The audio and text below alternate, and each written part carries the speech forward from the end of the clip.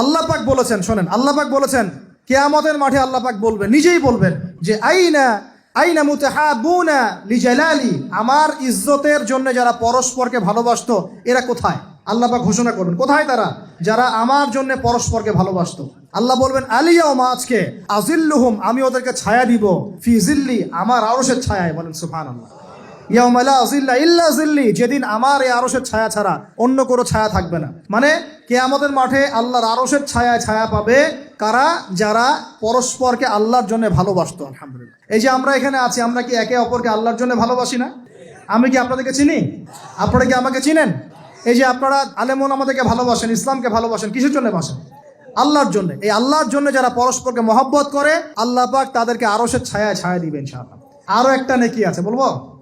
শোনেন, আরেকটা হাদিসে আসছে কিয়ামতের মাঠে স্পেশাল কিছু মিম্বর থাকবে। মিম্বর চিনেন?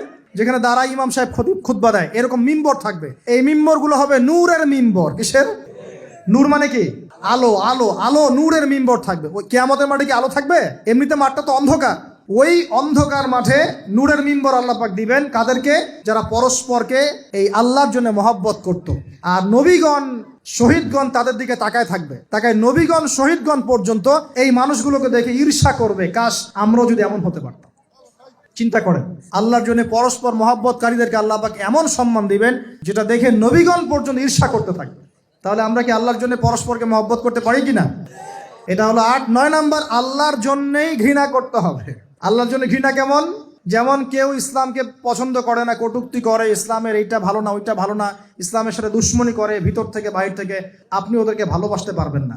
যদি আল্লাহর দুশ্মনদের সাথে আপনার ভালোবাসা থাকে, তাহলে আপনিও আল্লাহর দুশ্মনের কাতারে অন্তর্ভুক্ত হয়ে যাবেন। এখন বলেন দেখি, সারা বিশ্বে ইসলামের দুশ্মন কারা? বলেন। গায়রিল মাগদুবি আলাইহিম ওয়ালাদ-দাল্লিন। মাগদুব কারা, দল্লিন কারা? এটা তো অনেকেই জানে না। সাহাবীরা বলছেন, ইয়া রাসূলুল্লাহ, এখানে যে আমরা বলছি গায়রিল মাগদুবি আলাইহিম ওয়ালাদ-দাল্লিন, আল্লাহ আমাদেরকে মাগদুবদের থেকে বাঁচাও, দল্লিন থেকে বাঁচাও। মাগদুব আর দল্লিন কারা ইয়া রাসূলুল্লাহ? নবীজি বলছেন, আল মাগদুব, মাগদুব হচ্ছে হুমুল ইহুদি, ইহুদিরা হচ্ছে মাগদুব, যাদের উপর আল্লাহর গজব পড়েছে। আর দল্লিন হুমুন নাসারা, নাসারারা হচ্ছে দল্লিন, কারণ তারা আল্লাহ পাকে সন্তান সাব্যস্ত করেছে। ঈসা আলাইহিস সালামকে আল্লাহ সন্তান বলেছে। বলেন নাউজুবিল্লাহ। এখন সারা বিশ্বে এরা মুসলিমদের সাথে দুশ্মনী করছে না? আমরা যদি ব্যক্তিগতভাবে, সামাজিকভাবে বা পলিটিক্যালি ওদের সাথে বন্ধুত্ব করে চলি, আমরা কি আল্লাহ দুশ্মনদের সাথে শরীক হলাম না? খুব খেয়াল রাখতে হবে। আল্লাহর জন্য ভালোবাসা, আল্লাহর জন্য দুশ্মনী। আল্লাহ পাক আমাদেরকে বোঝার তৌফিক দান করুন। এবং সবশেষ যেটা 10 নাম্বার, সেটা হলো আল্লাহওয়ালা মানুষ যারা, সেই মানুষদের সাথে মহব্বত রাখলে আল্লাহ আপনাকে ভালোবাসবেন। আল্লাহওয়ালা মানুষদের সাথে মহব্বত রাখতে চান, নাকি আপনার এই জেনাকারী গার্লফ্রেন্ডের সাথে আপনি মহব্বত রাখতে চান? আল্লাহ পাক আমাদের সবাইকে আল্লাহওয়ালা মানুষদেরকে ভালোবাসার তৌফিক দান করুন এবং তাদের সোহবতে থাকার তৌফিক দান করুন। মনের ভিতর থেকে সমস্ত রকম হিংসা, বিদ্বেষ, অহংকার, রিয়া, পরশ্রী কাতরতা, এগুলোকে দূর করার তৌফিক আল্লাহ পাক দান করুন। আমরা দোয়া করি আল্লাহ পাক সবাইকে তাওহীদপন্থী হওয়ার তৌফিক দান করুন, নবীর সুন্নতের উপর আমল করার তৌফিক দান করুন। নবী সাল্লাল্লাহু আলাইহি ওয়াসাল্লামের উম্মত হিসেবে তার সুন্নতকে সর্বোচ্চ অগ্রাধিকার দেওয়ার তৌফিক দান করুন। আল্লাহ পাক আমাদের সবাইকে আল্লাহ যাদেরকে ভালোবাসতে বলেছেন তাদেরকে ভালোবাসার তৌফিক দান করুন। এই নগ্নতা, অশ্লীলতা, পর্নোগ্রাফি, হারাম সম্পর্ক থেকে আল্লাহ আমাদেরকে বাঁচান। আল্লাহ পাক আমাদেরকে মাদক থেকে বাঁচান। আল্লাহ পাক আমাদেরকে পরস্পরকে আল্লাহর জন্য ভালোবাসার তৌফিক দান করুন।